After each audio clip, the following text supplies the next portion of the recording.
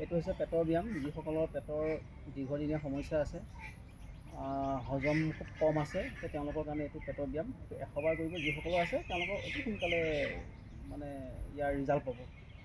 এনেকৈ ল'ব, হাত দুখন ইয়াত এনেকৈ ল'ব আৰু এনেকৈ ল'ব।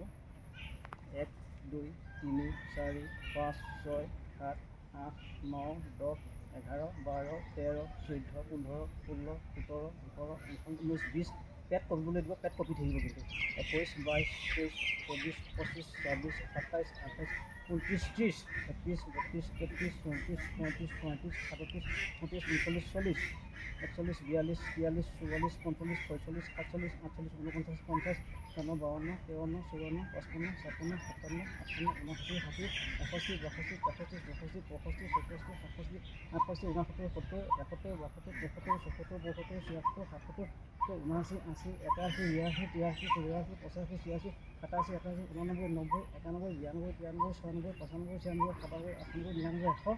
মই 100 কৰিলোঁ। যিসকলে নোৱাৰে 50 বাৰ কৰিব, ট্ৰাই কৰিব ৰেগুলাৰ।